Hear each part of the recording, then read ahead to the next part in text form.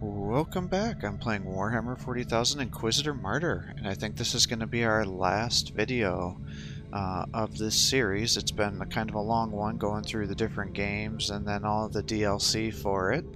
I'm just going to kind of give my thoughts. The game is a little confusing with how it sets things up, so I'm just going to kind of go through what I've learned about it, kind of show some things all in real time if you're having difficulty with this game. I can only speak to really the Crusader because this is the only character that I've played with.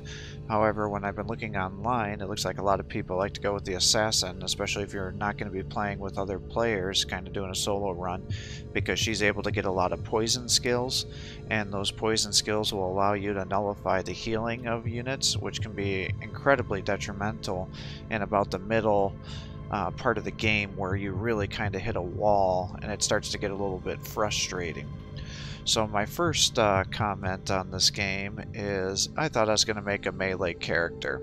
And you certainly can make a melee tank character, but I think you're going to really hate your life for a lot of the time until you get to the very end of the game. Early on, obviously, it's very easy, so you feel like, oh man, I got this tank, you can run around and crush everything. Once you get towards the middle of the game, there's this huge spike in difficulty, and you're going to find that you're just sick of running around chasing guys down, smacking into them. Now your shields have some abilities that let you either slam into the ground and do some AoE attacks or to jump forward. But overall, I found that the melee was just a really frustrating class to do. So saying this, my first tip that I'd recommend is if you're starting this game is build a ranged character. Now how that works is if you hit your right key here, it'll take you to your passive skills. Now when you're starting with a different kind of character, it kind of gives you an option to choose your class, and then there's like a subclass in there. And the difference between the subclasses is what abilities you're going to have unlocked right away. And early on, you're going to be able to survive most hits pretty easily. So the second thing I'd recommend early on is once you know whether you want to be a melee or a ranged cast or a spell caster, what kind of build you want to have, is then focus on damage. So the first thing I'd recommend if you're doing a Crusader range would be to focus on getting this ranged combat abilities. And I really like almost all those abilities in there. And then while you're doing that, you'll be able to complete all the different objectives here that are going to allow you to unlock other abilities. Now I kind of did a combination of things with my character, and I was pretty happy with them once I kind of figured out how things work.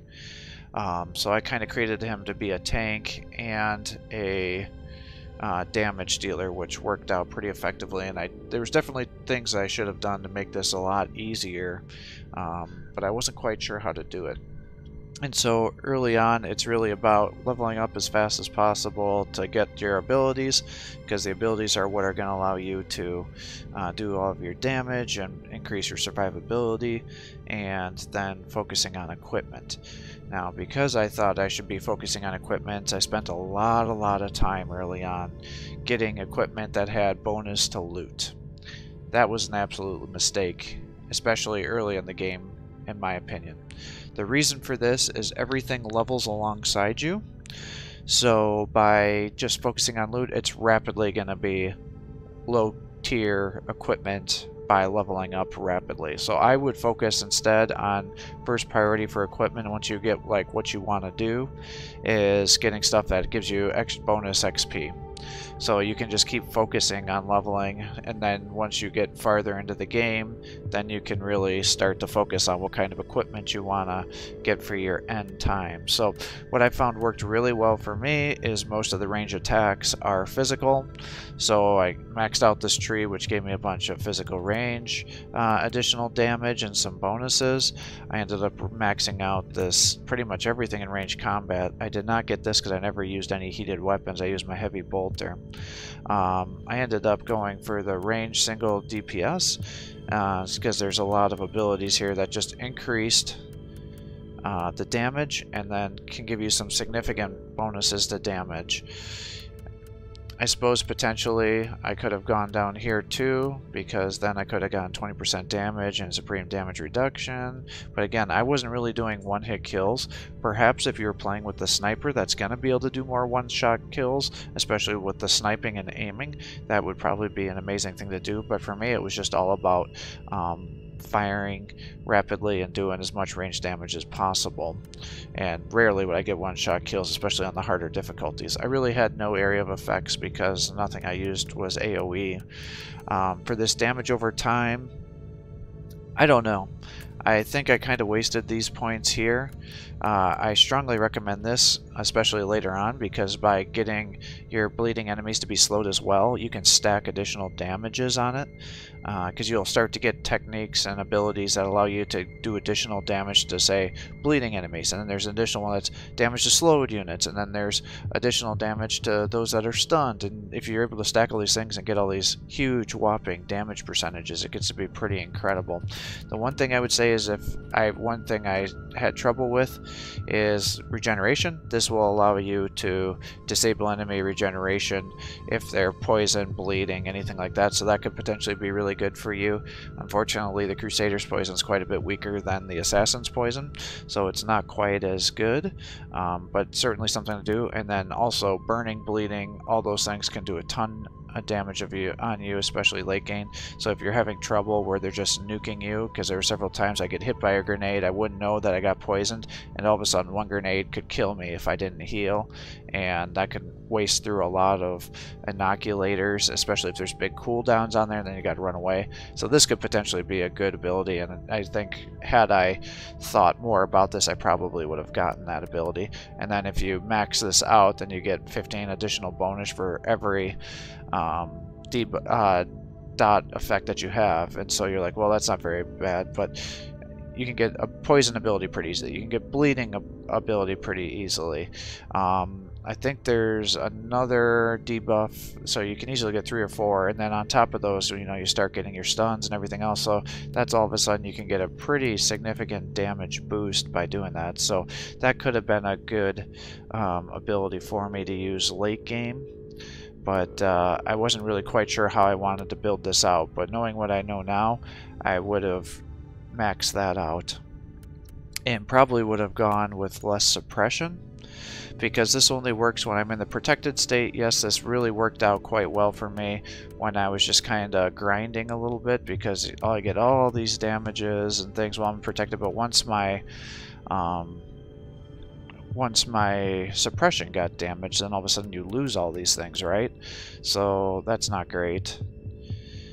But this definitely makes you to be tankier. In retrospect, probably be a good couple points to put just into this, so when you're running around the map trying to clear things or going back to save guys, this would increase your movement speed by 3%, so that could save you a lot of time in the whole point of the game here, because a lot of my abilities took away critical hit chances.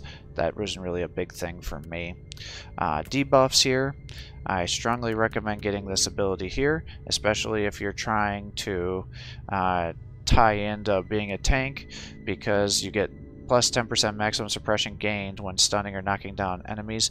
Very easy to do on the build that I have here.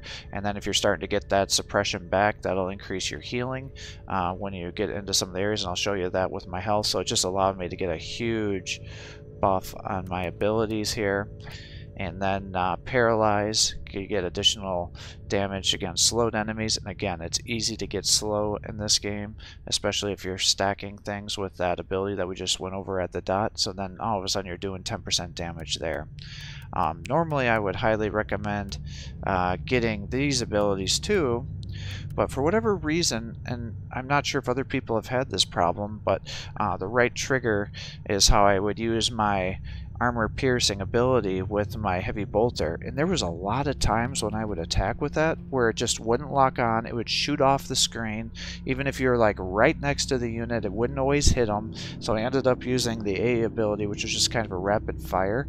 But had that not bugged out so regularly, I definitely would have gone here, because minus % damage dealt by enemies affected by knockdown or knockback could have been great for us, and so I wish I would have done that. Now, I suppose in retrospect, looking at this, I thought it was knocked back. It's actually knocked down here. So this one's not nearly as good as I thought. Now saying that, your heavy bolter does have an ability to shoot projectiles. I think it's with the B button that knocks guys down. So you could definitely do the things I was just talking about, but you'd have to use a different ability. And that would explain why that didn't work on me. I just now am realizing that as I'm focusing on this. I don't know if it really makes sense. I guess, yeah, that would have been good. Deal 2% each unique vulnerability. Yeah, so I suppose this could be good, but you could definitely think about it, but 5%, yes, no, maybe. Hard to say. I'm pretty happy with how I have it built out now. If I think I would have rather taken these points here and put them into the dot here, and I don't think I would have had enough over here. So moving over to the support, I definitely recommend putting some points into this. Getting the inoculator capacity was huge, so definitely recommend doing that. I didn't have a lot of issues with inoculator cooldowns causing me a bunch of grief, but certainly if you're having issues with that, you could certainly do this, especially if you're going to get an inoculator that doesn't have many healing buffs, which are the red ones.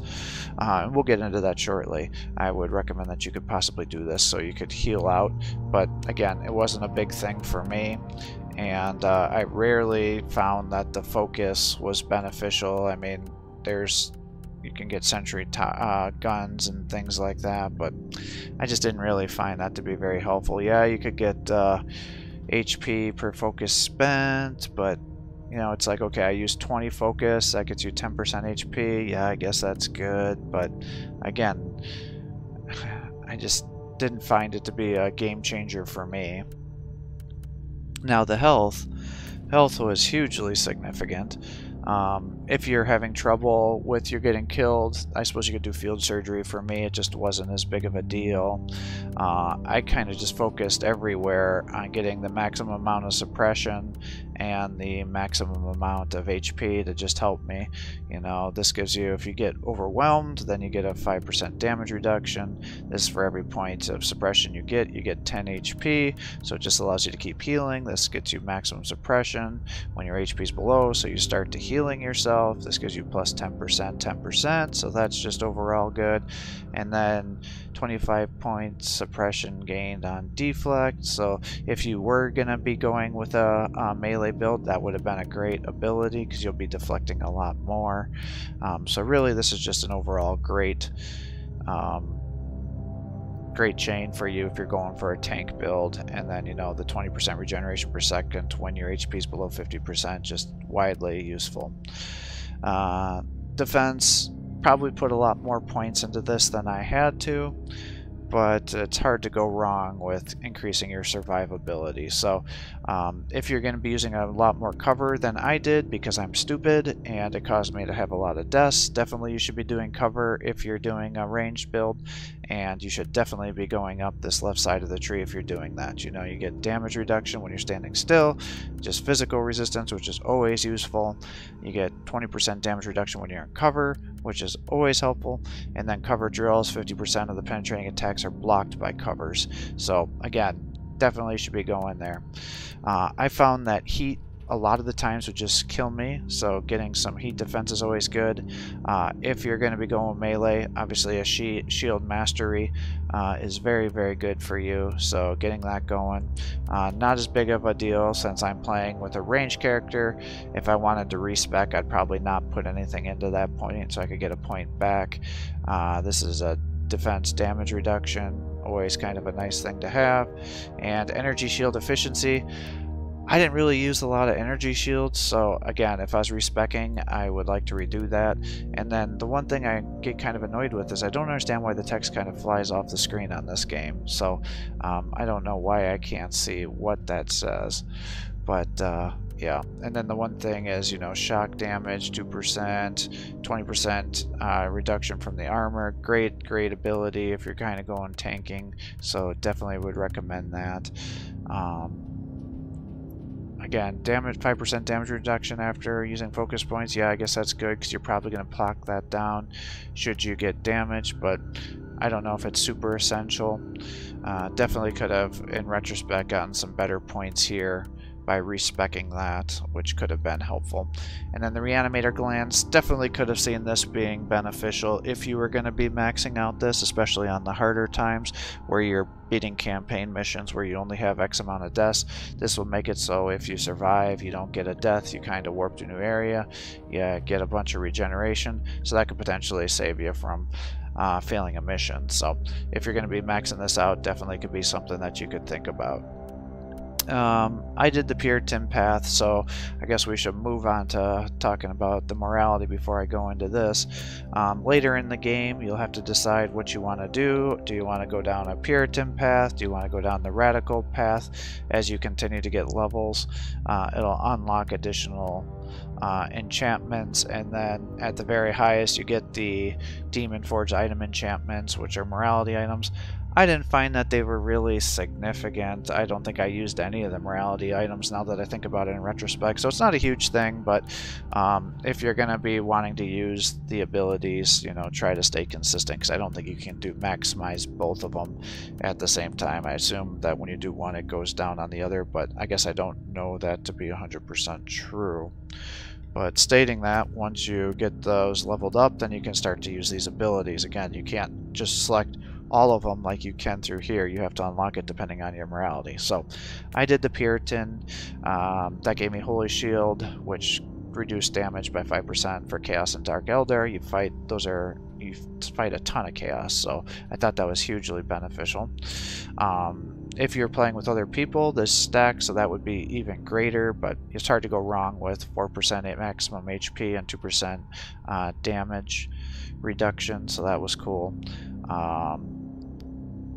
20% when killing a demon. Oh yeah, so that one is always helpful, especially given the amount of demons that you're doing, so I definitely would recommend that, especially if you're going with the tanky.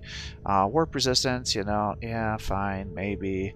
It's not great, but it's nice to get a big 20% warp resistance. That's pretty big. And then damage, 20% damage against warp engines. Yeah, it's helpful. Nothing crazy there. 30% of warp damage is reflected. I don't know if I really found that to be very helpful, I guess. Sometimes when I get hit by an attack, it seemed to do some damage to the enemies, but I didn't really find it to change things much. And then the damage to Chaos and Eldar, yeah, I found that to be a little helpful. It's certainly not bad, but again, none of these are make it or break it, and I think you could probably make a strong argument that you could have made a much stronger character using some of these points in the other areas. So you gotta just kind of decide what you want to do. Movement, you know, it's nice to be able to have more movement speed, get you through the maps a lot faster, which is nice, because, you know, there's a lot of running in these kind of games when you're crawling through the dungeons, but again, I don't feel like you quite have enough points where you can just waste them away in there. But it's up to you. Do you want to get a quality of life, save your time, or do you want to get that time back by doing a lot more damage and killing a lot of guys? For me, I just found that it was easier to kill a lot of guys. If you're playing you know, these things, you can get the escalations, the seasons, then obviously there's all these different kind of objectives that you can do, and it gives you a bunch of attribute points, so certainly can think about looking through these on your own, and then trying to get some points here to kind of help with things to expedite your progress. Inventory here, so you have two different kinds of item sets here. So range, this was my main weapon build here. You'll get all sorts of different items. The max items that you can craft are max out at level 90. You can get above level 90 with item drops from enemies. So, but once you get to start seeing 90, there's a good chance that's going to be as high as it's going to go for a long period of time. So definitely start to think about maxing out your items and start getting your attributes to be the best that they can be once you start to get there. And you can, I think you can upgrade it 4 or 5 times. So you know, that means at level 85 you can get it up to 90. I thought it could keep going, but that's not actually how that works. So you just got to kind of decide what kind of build you want to do. I found the ones that are in yellow, you can't respec those, they're locked in, and then you get these smaller attributes over here. So you see like the ones that have the 5 blocks, I think that's the maximum that you can have, and so you want to be able to get, you know, the highest item level you can get, and then followed up by the maximum amount of I would say the maximum amount of attributes, and then 3. The one in yellow, get the one that's going to help you. So if you're going to get ones that, you know, focus on enrage tokens, then do that, and then get builds around it that give you additional attack for enrage tokens. So you know, you got to kind of decide what you want to do. So the attributes are huge though. I mean, you get damage reductions. You see that I got range damage reduced by 11%. I got damage reduction 7%. I do physical damage, so I added this on. Unfortunately, I didn't get this until after we finished our game, but that would have been huge, because 10% chance to add physical vulnerability, which will then make them do more damage. The virtue are we'll see in the character screen, and then obviously a drain life when you're doing a ton of damage is a huge benefit. So I'm very pleased with this item. So debuffs the bosses for every debuff that's on them, so they do less damage to me, I do more damage to them, increases my survivability, just good all around. This, you know, kind of average. Again, I get additional debuffs on them, but I definitely, if I could get another one that had 5, I would exchange that out, assuming that it had an ability that I liked. Then when you start to get into implants, you start to get into items where you can actually put sockets into them. I would say that's probably the next thing I would say that's different about this game compared to others, is I used to think, oh my god, I got an item with all these sockets, that's amazing. It's actually, maybe early on in the game when you're trying to save money, that can be helpful. But later in the game, you can literally just add the maximum amount of sockets to every item if you just spend some money on it. So in terms of the amount of sockets an item has, that's not important at all. You can max it out on any item. Each one has its ability for a maximum amount. So I think implants, unfortunately, can only do 4. Armors, I think it can do 6. Weapons can do 6. So, you know, again, amount of sockets, not great. Definitely once you start to get higher tier items, you're going to want to do the sockets, and then when you start to use the Mechanicus man, he will give you abilities to be able to get your items back. See, I didn't quite understand if I was going to be able to get my relics and psalm colbs back, so I was scared to do it until way too late in the game, which made it way harder than it had to be. So, you know, next tip, once you start to max out your Mechanicus guy, you can get all your stuff back, then start just socketing things as soon as you can, once you have the ability to get your items back, so you can start maximizing and making your gameplay a lot easier. Because definitely in the middle of the game, I was pulling my hair out, getting kind of pissed off. Knowing what I know now, it could have been way easier, and I could have just cruised through. Probably could have beat this series probably in 30 to 40% of the time, had I made some of the changes that I know about now. I was being stubborn. I didn't want to look things up online, and really I should have done that. So definitely would recommend that highly for you. Again, this just kind of shows the damage bonuses that you can get. And then, you know, you get melee reductions, and then I got 6 socketed items. I'll put a socketed equipment together for you just to show you how to do it. This is the accessory. There's all sorts of different accessories. You can do grenades, whatever. Again, 5 attributes I think is the best that you can get. And then I had enraged tokens, so I don't know if this ability really is beneficial for me, but until I find a different Rosarius force field that has 5 sockets, this is the one that I'm going to be using. I just put in 2 50% damage bonuses, and they do stack. So that's unless it says specifically that they don't stack, they do stack within an item. So that's something that's not always conducted through games. I really like the force field because it gives you a couple seconds of invulnerability, so you can sit there, almost get killed, crack that down, run over to the enemy, shoot him a bunch of times in the face, do additional damage, and then heal once that wears off. and it gives you, you know, several seconds of just damage where you can out heal the enemy. You get purity seals. You can have one. This one's rather average. Again, I wouldn't mind trading it out. I just never really found a better one. So, and then there's no sockets that you can put on those, the eye implants or the neural implants. Your armor, depending on what kind you get, has different abilities. So you see that icon there. I actually thought this was the weakest type of armor for most of the game, but in retrospect, it's actually one of the probably the most powerful, especially because you can throw down the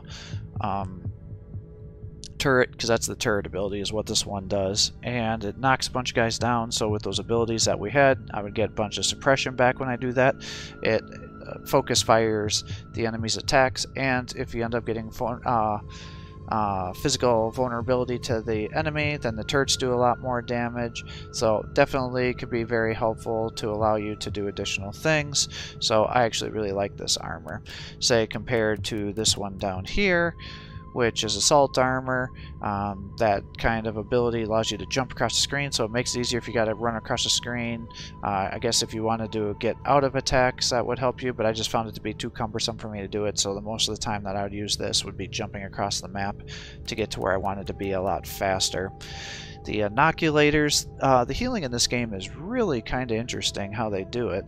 I've never really played a game like this, but again, I don't really play these type of games very often, so maybe this is just old news and it's new for me. But depending on the color there, so you see it has got the 4 blocks. The reds are the healing abilities, and the greens are, you know, they can buff your inoculator. Then there's yellows, which are combat stims for you.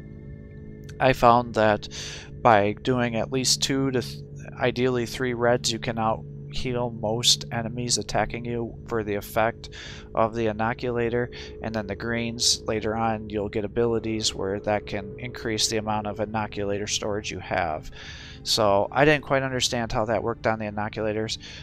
That's what I would strongly recommend for kind of an optimum build, is 2 to 3 reds. Again, if you're doing pure damage burst, probably getting the yellows may be more important for you, but I just found, especially if you have the ability to deal damage, lifesteal, you have HP regeneration, there's lots of ways you could do this. For the way I played, this is what worked best for me. And then by getting 3 sockets in there, I was able to put together an item that gave me plus 70% physical damage, so that definitely helped me there. You know, you get the ability to increase the healing bonuses for inoculators. You get a chance to use the inoculator for free, and you get the capacity. So all these are just all around good. I would say, again, medium game time, you really struggle to find enough inoculators unless you're running around killing every barrel and bookcase, and I just find that to be incredibly tedious.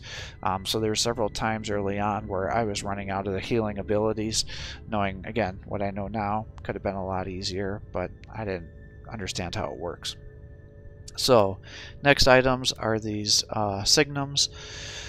4 to 5. I think 5 is the maximum. Unfortunately, the only ones I found that had 5 had the aim ability. I'm not a sniper. I didn't use the aim ability, so it wasn't really good for me. But 5, if you, again, focusing, this gives me 40% damage to stun, so, or damage on stunned units. So again, great. Abilities, wish I had more abilities on there.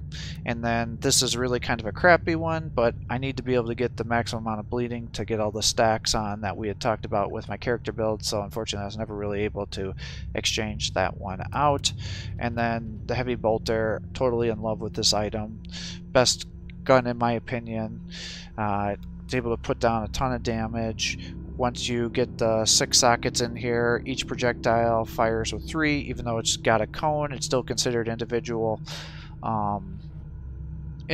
damage skills. Fantastic. And if you stand right next to them, like a boss, each one of those 3 projectiles does damage. So it destroys your critical hit chance, so I would never use this if you're trying to do like a crit character, but for me, where I was just going straight damage, it was a huge boon. So this is knocked back on a hit, not as great. It can cancel their like charging because some of the melee units will have these like timed charges where they gotta channel before they attack you, so that would disrupt it. So kind of helpful there, but ideally it would have been better probably switching that around. I didn't realize knockback, knockdown were different. So, and then if you are using a controller, which is what I'd recommend how you play this game, although if you're using keyboard and mouse, I guess that's fine, but I just thought it to be a lot easier with the controller. If you use the right joystick, you can fluctuate between the two weapons. I really like the chain sword. You can do these wide swipes to allow you to destroy a lot of debris. You can hold the button to just kind of charge into guys, and then you can knock things over. So it worked out well for me, and then you just decide what kind of shield that you want to use. The abilities don't carry through between the two sets, so it's only active when you have the sets on there. But the thing I didn't realize is if you have items on there that need to be unlocked, or signums that you want to unlock, even if it's not activated on the set, if you hit the objectives, they'll still unlock the abilities. So what I would recommend is, one, if you want to alternate between melee and range, which was helpful during certain parts of the game, again in that medium tier, that's a viable option for you, especially as you saw I was having trouble doing damage in the middle of the game. Again, I don't think I would have that issue knowing what I know now, but by knocking them down, that allowed me to really take a lot of bosses down, especially the bosses I can keep summoning guys on you. Continuing to disrupt and knock them down is a great way to do that, and be able to kill really strong bosses that you're going to have trouble with. So something to keep in mind. So here, like this one, Signum of Insanity, that second thing says kill Tyrannid type elite, your level higher. You normally have to have it equipped to be able to do that, but if you have it on the other set in the background, then you could be hitting those objectives, get to see what it is.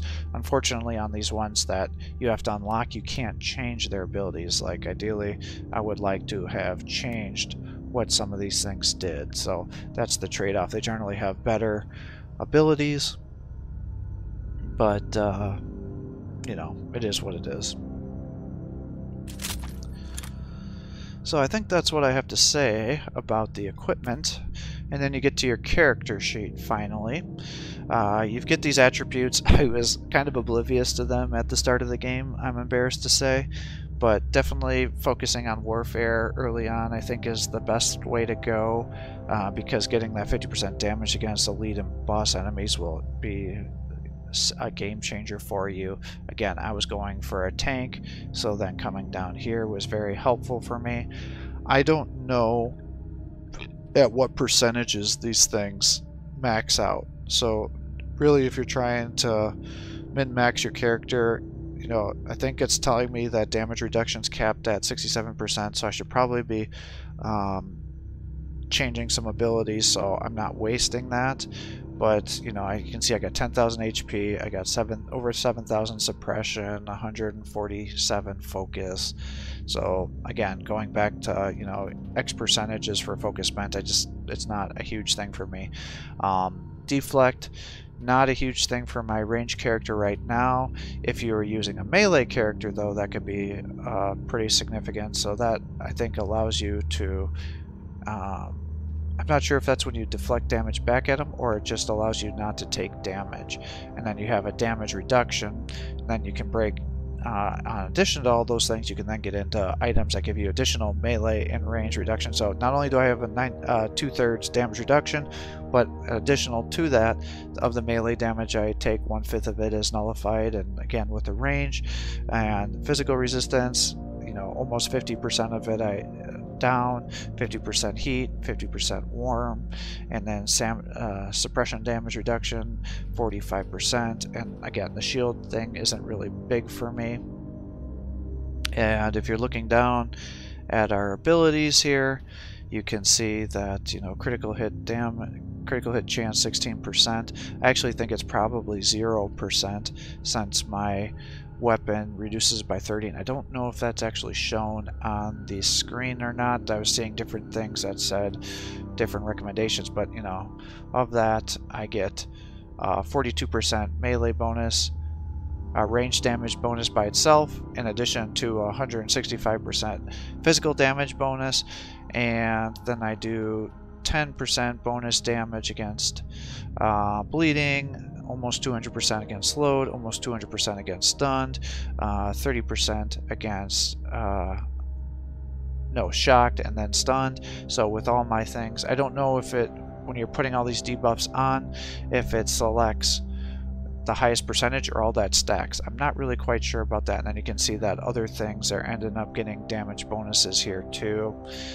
So all of that is very helpful. You can see my HP regeneration per second is 66. I got a 10% movement speed. I get half a focus point, and then I have almost a 60% life drain right now. So all those things are very beneficial. And then very last, you can see my HP, or my bonus XP, is 30%.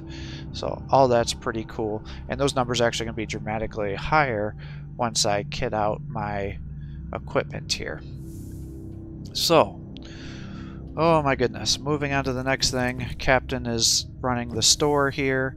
A good way to sell things. I think what a lot of people do is they end up just salvaging equipment too much. You need money. You need a shit ton of money in this game, especially later in the game. So I would recommend just selling all your equipment except for relics and archaeotech early on, because you want to save up as much money as you can. Early on, she actually sells decent equipment for you, especially as you continue to level, just kind of focusing on what you want and then the attributes. So like here you go, this would have been amazing for me early on in the game because it has 3 reds and 1 green, so that would have been the ideal for me with how I was playing. Demolition armor, those rockets, you can do a rocket salvo. You know, I guess it's good against mechanized things early on, but not a huge thing. The nice thing about her and of this game is that it's really easy to respec your character. You know, 20,000 credits is not hard to attain, and allows you to respec your whole tree should you have messed things up. You get kind of these green and fate abilities. You're going to need to hold on to those for a large part of the game, so it's not really big for you, but now it's not a huge deal for me. But early on, you'll complete that by doing missions and things. I found using the star map was just a big pain in the ass. What I found worked a lot better is by keeping one point always open. It allows me to just hit the right trigger, send me to this screen here, and then I can quickly come around here and jump between these different screens. So the star map I found to be really confusing to use. I'm probably just an idiot, but I didn't like it. One thing I didn't know about for most of the game is if you come over here to the astropath, you get all these priority missions. You can get actually some good equipment. These are like medium tier levels, so if you wanted to kind of take a break from the campaign, coming over and doing these would be beneficial. Waiting until the very end of the game probably wasn't the best way to do this. Now we are talking about our inoculators. As you can see, you can select what kind of abilities you want to do for each red that you get. You know, it's a 10% HP heal for 5 seconds. So for a tanky boy like me, that's pretty significant. 2 is probably enough for me to outlive most damage as long as I'm not getting bursted. And then I switch the extracts here to get more. So I have 27 inoculator usage. How that gets to be the decision, how that comes to that number, if you look, it says capacity, and then with these abilities divides it by 2, and that's how I got to 27. Now if you end up changing the amount of healing that you have, say I didn't want coagulant, I wanted these other things, restore 60% immediately. This is over 5 seconds. You know, you just got to decide how you want to do it. This is 5% HP for 20 seconds, so you know that kind of slows it down. But if you had more red and you wanted to be able to keep healing for longer periods of time, that certainly could be done, because I would find that, you know, multiple reds at a higher level, I would quickly heal, out heal the damage, but maybe slowing that healing down over a longer period of time to allow you to stay and fight a boss would be beneficial. But again, you have all these different kind of options for what you want to do.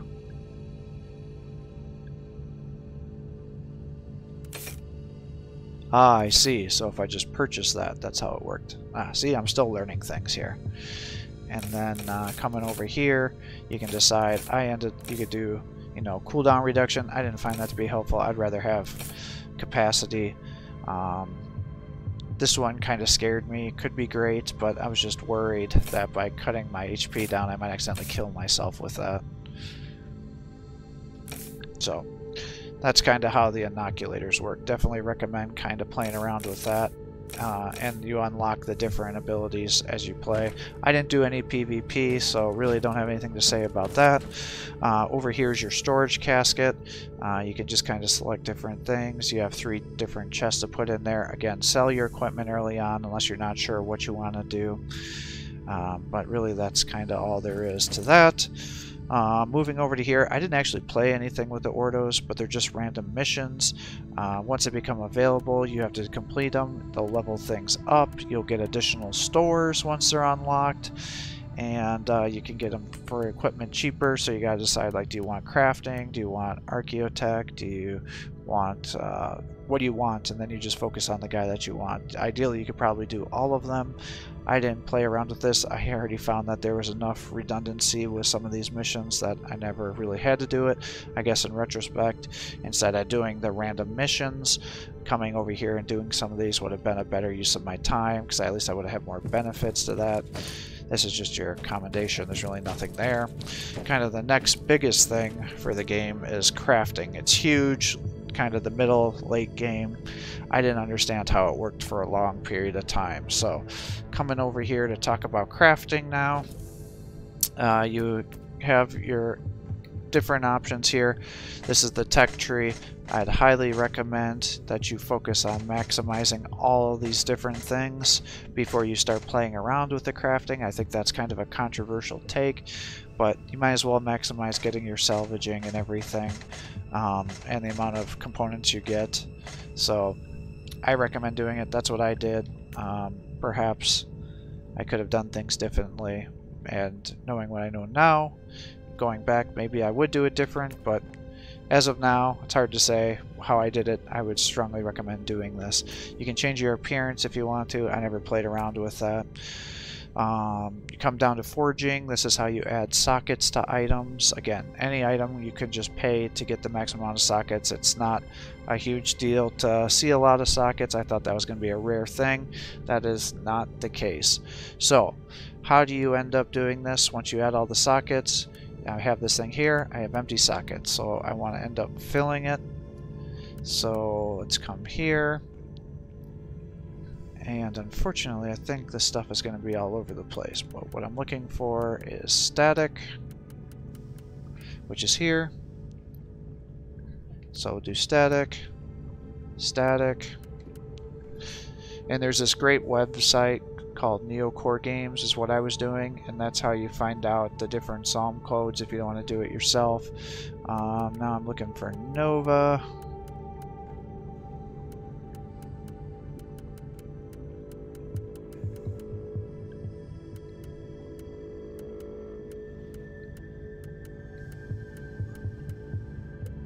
Come on, I know you're around here somewhere.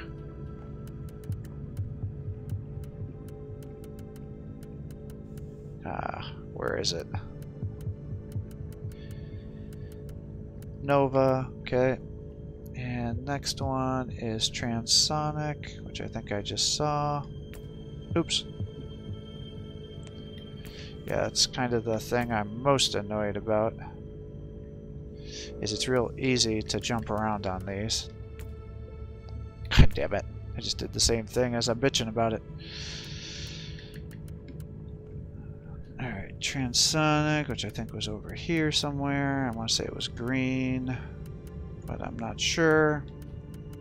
Alright, nope, it's yellow, so Transonic. And then... yeah, if I would have been more on top of things. There we go. And then last one, Transonic. Boom, I completed it. Now I get 200 damage bonus against shocked, slows, and stunned. So I found that to be huge. that is how it works if you're socketing these items. Different psalm codes, you can just put the psalms in themselves to get their standard buffs, or if you put certain combinations together, you get these doctrines, and then you get these massive buffs. So again, it wants you to play around with it, but it doesn't show you how to save it. Ideally, what I'd like better is it just showed you the different combinations, and you can select it. Like I'd say, okay, I want this one, I've done it before, and then it automatically loaded it. That's not how it works, so it's kind of a pain in the ass. So that's how the socketing and using the sockets work. Then for the shards, I don't think I ever did it real time here. You kind of arrow up with the right side, and you have these different options here. It costs a lot of money, but let's just kind of go through here. So you get the level 1, that puts you over to here, come down here, now you can get these, and now level, you know, it's purely directly bonuses. There's no reason to play around with them really. You just want to always go for the maximum levels, and you can blow through a lot of money going through this, but it also saves a lot of inventory space, and they're not bad. So until you get good psalm codes, I could definitely see using these shards quite religiously. So just save them up, spend money, upgrade them, and then again, just go ahead and blow through it and have good things to socket into your items here. So yeah, see, I didn't have enough for that one, but now I have enough to socket through here. And then, you know, you have your highest tier, so you know, you want to increase your armor, your HP on hit if you're doing damage, your HP regeneration, you know, damage reflected back to the attacker. I don't really care about that. If you're doing a dot build, this gives you a 50% dot damage or suppression. You know, damage reduction, always nice. You get suppression gained on hit, straight up resistances. You get 900 suppression here, 4% crit if you're building a crit thing, or crit strength, movement speed, you know, energy shield if you're building a shield character. I didn't, so there's no reason for me to do that. You know, physical resistance. This is melee damage reduction, melee damage bonus, so if you're building a melee character, maybe that would be a good item for you. Or if you're building an area AoE skills, that could be good. And then obviously I use the damage bonus here, but range damage bonus, range damage for single target skills, range damage reduction, so that's how that works. Now the psalm codes is a lot different. So while the shards, you just want to keep going down here, always get the maximum. The psalm codes are totally different. So you got to actually look at the names, and then you got to create whichever one that you want. So it's not like you just always want to just come across here, and then it costs different amounts to make these. So you got to just kind of play around, decide which one you want to do, because you may find like, oh, I need this one. Because you see down here next to the 20,000 credits, it tells you what kind of 2 shapes do you need to get that psalm code. So you know you need kind of this E thing and then this other one. So you'd be like, you need to create this, and then you put those together, you get this one. So definitely just recommend storing your psalm codes until you know what doctrine you want, or if you're just gonna pretty much use it for its thing. So you're like, oh, I want to, you know, get shield drain for whatever reason, and you can go ahead and put that in there. So you know you got to work your way down until you get to there, and then again it says right on there, psalm code effects stack within the same item unless it specifically says otherwise. So that's kind of a nice thing about this game. So that's how the psalm code works. Then you get to modifying items. I guess we'll just kind of go into here. So this is what a relic item, or not relic, this is what a moral relic looks like. I don't think I ever used one, but I have to be a Puritan to be able to use this weapon, is how it effectively goes.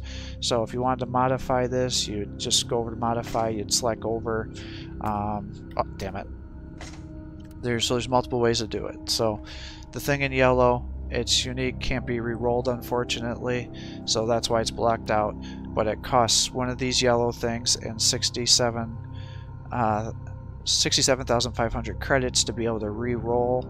So you can end up doing any of these, or if you don't like any of them, you could re-roll all enchantments. Again, not great, but you know, just to do it once. it re-rolls everything. So that's how that works. Then once you get the enchantments that you like, you can then re-roll the values. So, you know, this one's a range from 109 to 127, so that's probably as high as you're going to get it. Pretty decent. This one's on the lower end, so if I like that, you'd want to do it more. You're saying, like, why can't you re-roll it? What's going on there? Well, the reason I can't re-roll it is I've ran out of stuff. So if I want to increase the max level, if this is below the level, then you pay to do that here. Or to increase your capacity, it costs 270 plus that, so we'll do that. You get 5 for each time you do that, and now I could end up re-rolling. So, you know, this one's on the lower end. Let's say I want to do that.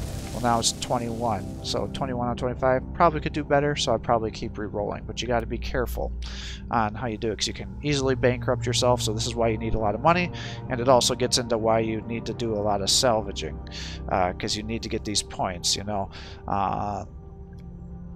The blue ones, obviously the purple ones give you the purple, the relics give you the gold, and then the architect shards give you the other. So that's how that works. So that gets into the big thing about salvaging from what we were just discussing. So there's lots of different equipment.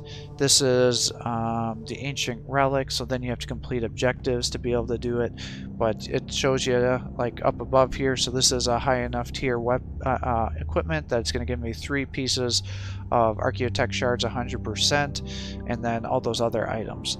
Honestly, I wish that it would always give me a relic too, because I find that most of the items require the gold, and I find that I'm out of it. You got to hold it down, you convert it over. That's how you do that.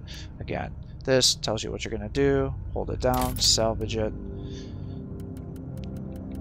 Different kinds of abilities here for different pieces of equipment. You know, nothing special there, nothing special here. Different kinds of trauma. I think if you go online, it'll tell you like what the abilities are that'll be unlocked with each piece, but I never really learned that. And again, I'm stubborn. I don't like to look things up online. I like to play around and see what I can do. The other thing I'd mention is there's 3 types of items that you'll use frequently on your items. Use on missions. So these Mimi viruses, they give you additional experience. So later on, when you're getting the higher tier levels, certainly doing that to give you additional bonuses.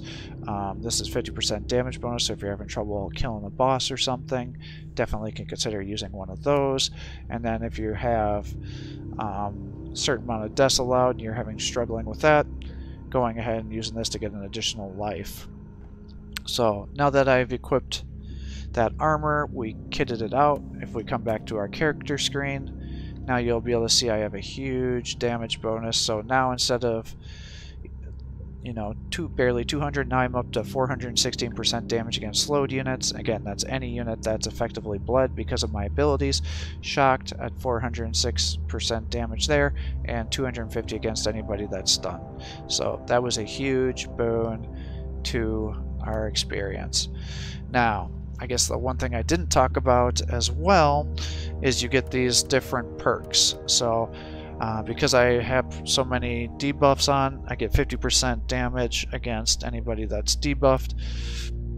I get 25% range damage with medium range, increased up to 70% within melee damage. So again, running right next to somebody, I get 70% damage. And then this one, if you stand still, increases up to 60%, but you can, this will become unlocked as you continue to level up. You get more, up to 3 perks, and you can end up selecting all these different things once you unlock them, because each one has, oh, that could have been good. I guess that could have added a physical vulnerability with just a critical hit if I was doing that. Again, I don't do critical hits. But you could end up selecting these once you get them unlocked. Now, the one thing I'm not sure about, and I'm sure some of you guys may know this, but this could potentially be amazing. And the reason for that is suppression never drops below suppressed, okay? Gives you 10% movement speed, so you can run across the map a lot faster. Yes, you don't have HP regeneration, so you can only heal by lifesteal, I'd imagine, or by inoculators. But there's a psalm that creates it so 50% of all damage is subtracted from suppression instead of HP. So what I'd be curious to know is, with this, will it always give me a 50% damage reduction just with this ability alone, and then it never goes below the suppressed state? So will that just all of a sudden nullify 50% of damage? Because if it does, that would be amazing. I didn't actually play around with that, so I don't know if that's how it works, but if it does, that would be incredible. So, you know, that's just 20%. And the thing that's fun about this is, you know, a lot of these are really good. Yeah, there was one ability that I wanted to show. Where was it?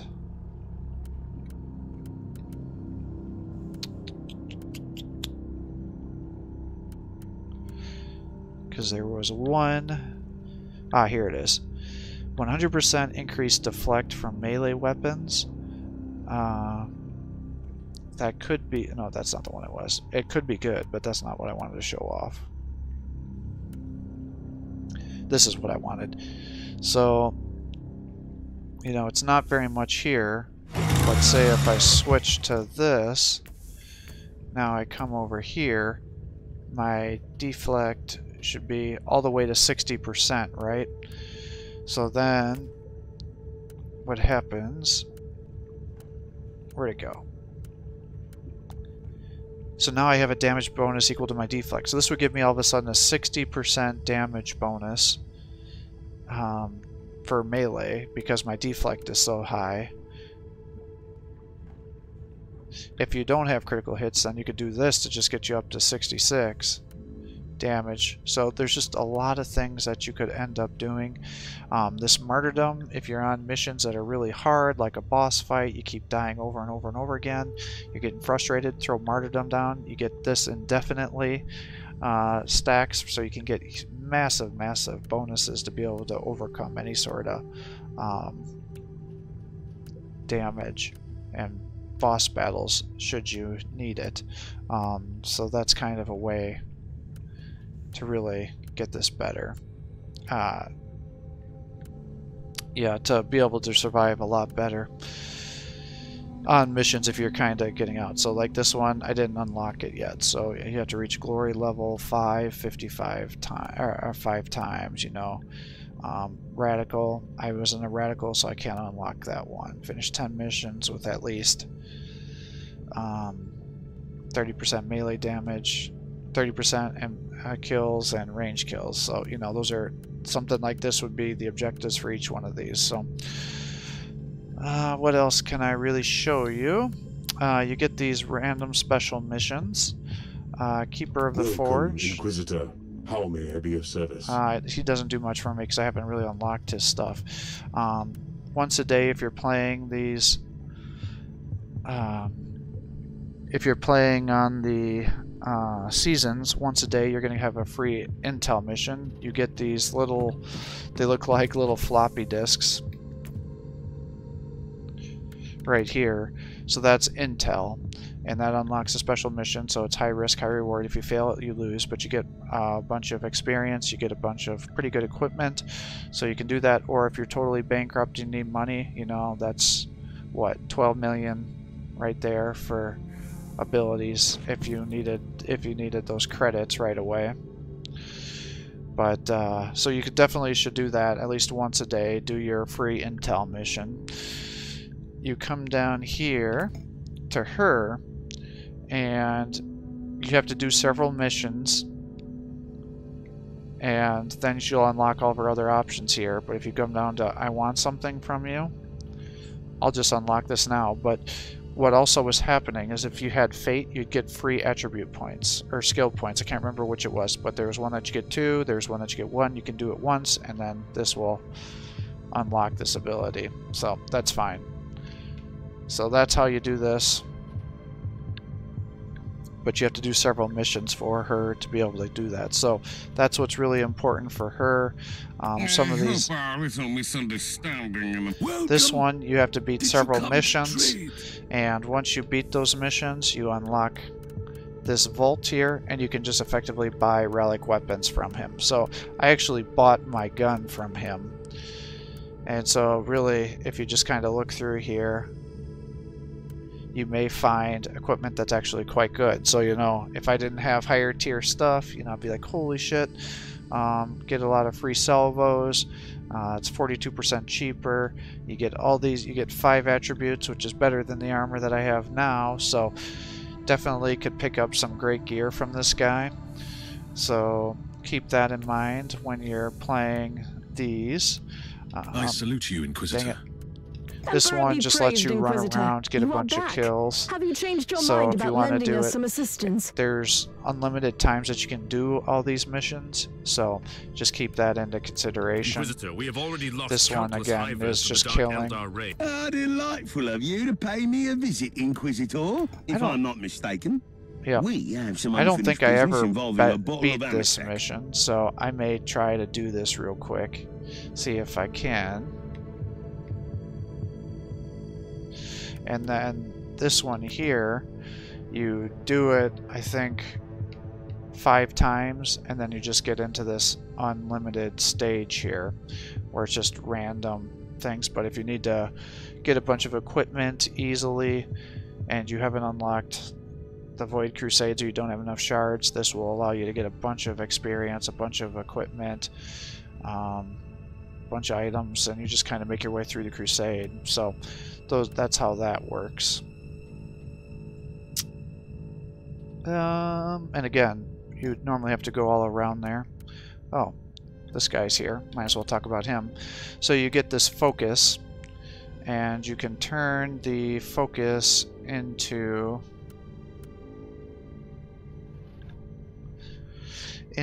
cortex fragments. So now I have 8. And, you know, could have a cool helmet or something, but you could end up getting just different things unlocked if you wanted to have different sets of banners, if you wanted to give yourself boosts, if you wanted to get yourself, you know, companions. I don't know why you would, because they suck, but, you know, those are different options here too. So that's how that guy works. Oh, I know what else I should talk about. As you can tell, I'm just freeballing this here. But, because it was not clear to me how this worked, is while you're playing the game, you're going to find these gold chests. What the hell's going on here? While you're playing the game, you're going to find these gold chests. You need these escalation keys. You can definitely stock up on them, especially going through and doing those story crusade, either the crusade missions or that special mission where you go through that story 5 times or indefinitely. Once you get past 5, you get a ton of escalation keys there. If you find grain chests, they need the void key escalation keys. I rarely found those. While you're playing, you're going to get tarot cards, and I didn't quite understand how the tarot cards worked. I guess I didn't go into that either. So you see there's these shards here, and you're like, what the hell do these shards do? The shards allow you to take part in Void Crusades, and if you want to come over to Void Crusades, you come over here. You have to select which one you want to do, and then it gives you these long drawn out crusades with a bunch of missions. There's a bunch of objectives that you got to do. There's secret missions. You've watched me go through these a lot now, so I don't know if I suppose I should in case somebody didn't watch the whole playthrough. But you know, there's different ones. They get harder as they go along. I don't know if necessarily the options are best. These last 3 are definitely the hardest, because if you're going to go through all the different missions, you get to have like a plus 12. 12, that meaning 12 levels enemies higher than you. So that's very frustrating. But let's say I just select this one. So this is the map. When you come over to the Supreme Missions, the Supreme Missions are the ones that end the crusade. So you get the final map. When you beat it, you go to a teleporter, and then it warps you to a chamber where there's a bunch of items. Okay? And so there's these secret missions that get unlocked there's these secret missions that get unlocked when you're going through meeting certain objectives. If you find cogitators, you warp into an area and there'll be a little cogitator that's got like a star underneath it. You hit X next to that, that'll give you unlock the cogitator. Alternatively, if you find a storm warden, you gotta save his life, and then he'll give you the ability to find a cogitator on the same map, and then you go over there and that will unlock a mission. The third thing is if you end up running around, you kill a boss, it drops an intel, there's going to be a map next to it and a mission next to it, and then there's usually going to be a cogitator there that you use the intel, and then that will unlock it. When you unlock the covert missions, you complete it, it increases your loot. At the end of the game, so it gets you end loot bonus, which loot rarity bonus and loot quality bonus. Those keys, each time you go through and beat missions that are either the secret missions or the covert, you get a chance of unlocking keys. There's also a random servo skull. You kill that, that'll give you a key. And then the info fragments, there's certain missions that you complete and you'll get the Mechanicus guy will say, hey, there's some sort of special fragment by, if you go around there, what it does is it'll give you at the end, there's a room with like 9 chests or something in it, and you'll be able to then identify which chest, because otherwise it's totally random. But you can identify a maximum of 5 chests, and then you know what 5 of those 9 chests are, or whatever they are, 8 chests, I can't remember what the exact number is. But that's how the escalation the crusades work, because I didn't quite understand. I highly recommend that you just look online. You can find the maps, it'll tell you where the things are so you know where, and you can kind of map out how you want to complete it. But that's how the crusades work. And then going on to the tarot cards, which you can see, like if I was doing this mission here, you have all these different options. Again, influence, you have to unlock these using influence. What I would recommend is when you're doing your daily missions, your intel missions, make sure you just always increase the one that gives you the influence there, so you can get these things unlocked a lot easier. There's a trick. So now that you kind of understand how I guess I should go into it further. So you get the card, so you know you'd select, you know, this one here, because you can have 1 major, you can have 2 minors, which are what these ones are. I strongly recommend that you upgrade murder to the maximum so you can get all the XP bonuses. So you can do 2 of those or 1 of those, and instead of one of these cards you can throw in a seal at any location. So I hope that made sense. I suppose I should have gone closer into that a little more detail. So when you're playing these, you'll see that they have levels. So it's got card level, it's 1 skull out of 5. Each one has 5 abilities. I could upgrade this right now for 25,000 credits, which will then boost this up. The reason I didn't is I wanted to, the cards that you get are randomly assigned, and so I wanted to upgrade murder to the maximum. So that's why I haven't done it. So I need 17 cards to get that to be a maximum. Let's see, where am I now for my inventory? I've got Uther's Tarots. Yeah, for whatever reason it's like broken, so it's not letting me do it. But normally what you do is you come over to here, you can then do this. It's randomly assigned. Can I do the Empyrean Seals? No. For some reason I'm stuck on keys. I don't know what the fuck's going on there. Here, let's see if I go back to the main menu, if I can come back and if it'll work.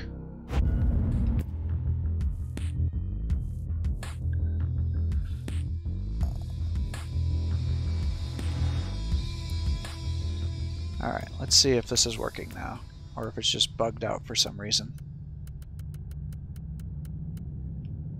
Alright, here we go. It's working now. So, you know, you can do this. Every one of these is going to murder because everything else is maxed out.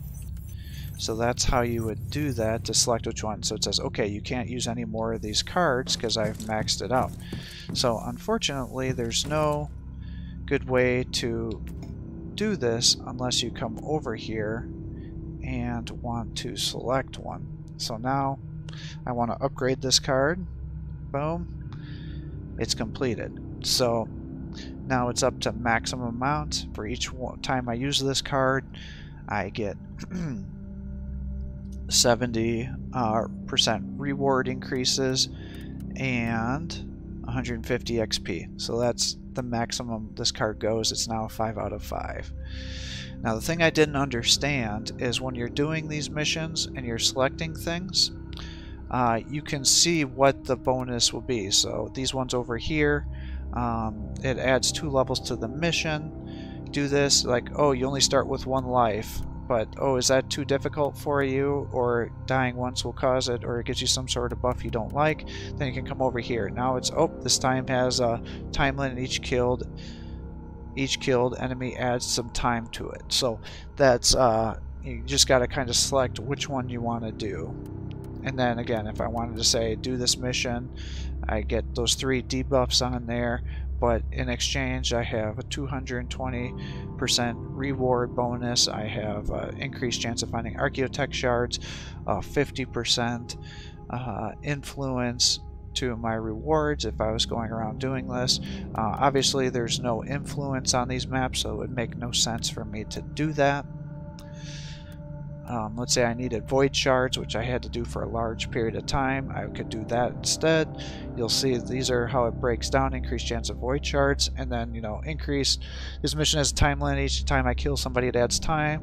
The enemies have a 22% movement speed, and they also have a 40% HP and resistance. So that's how that would work if I wanted to do that. So that's how the tarots work.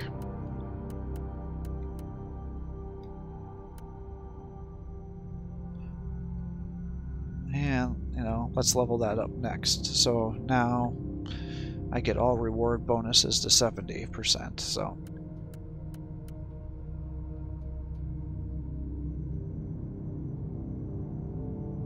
there we go. See, and that one's leveled up now too. So, but now because I've leveled all those things up, when I come over to use these cards, it may go to Martyrdom, it could go to Venom, it could go to any of those. Normally it just randomly goes to whatever. So I recommend not leveling up the cards that you don't want, and that way you can trick the game into giving it to what you do want it. And then the same thing with these seals, just randomly selects a seal to give you down here. So that's how that works. It shows you the cortex and the favor as well. So whew.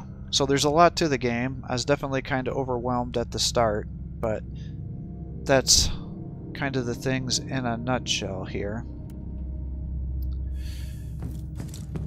You know, I wish I was a sniper, because then I could use these ones here that have, or not those ones. These, oh, I might have broken them down, but there were some that had 5 that had great sniper bonuses to them, but of course I never used them because I wasn't doing that. But yeah, see, here's a chance. If you're building like an enraged token thing, then you get these here. So then you get, you know, an 88% chance to get an enraged token every time you kill, and so you could put 2 of those down. So, and then there's ones that give you abilities like, hey, if you're doing berserk token, then you want to do that one. You know, this one gives you other berserk. That's yeah, that one's not great. You know, increases bleeding chance. You know, there's all sorts of different things that you could do. You know, this one gives you 5.4 damage bonus per enraged token, so this is what I was doing. Now I'm doing other things instead. But there's all sorts of different things that you can play around with depending on the build that you're going for. So I hope that was helpful for you. You know, you kind of get into like abilities and things. The way the abilities work in this game in terms of your attacks, it's assigned per weapon. So, you know, you get 2 kind of attacks here with this, and then you get an attack for skill with the shield, and then you get this bonus thing for your armor, and then you get some sort of accessory. So that's how the attacks go. It's not like you level up through your passives to be like, I get this kind of attack. It's all completely dependent on your equipment that you have selected. So I think that's everything that I can possibly think of saying about this game. If you're going for cosmetics, you bought them, you can kind of come over here. You get these kind of fucked up little followers that could be going around you. Some basic cosmetics. I just have that one equipped, but if you didn't want a helmet, you could do that instead. And I don't think I have any commendations here, and then just basic cosmetics over here too. But nothing too exciting. Not a big thing for me, but some people are really into that. So, yeah, that's everything. So that's everything I learned about this game, kind of going through, beating all the Void Crusades, beating all the priority missions, beating the 2 campaigns, all the DLC. The only other thing that there really is are these random missions. I spent a lot of time playing around with those. I would say the only time you should really be playing these is if you need to find, you have an item you're interested in, and that's like, oh, kill 600 or 750 Tyranids, and you got to go through and do it. Or, you know, Rebel Guard, where you got to go through and do that. Or I think another one that I had difficulty doing was killing Drukhari. But otherwise, there's really no reason to do this. I thought it was kind of fun. I thought it would just kind of clear it out.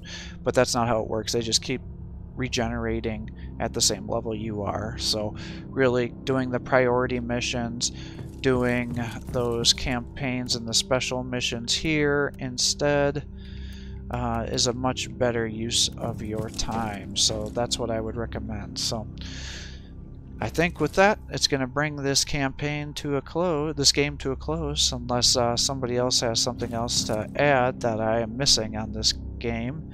But I think that's pretty much everything. So thanks for watching. I hope you're enjoying these videos. If you are, please give my channel a like and subscribe to encourage me to post more content for you. Have a great day.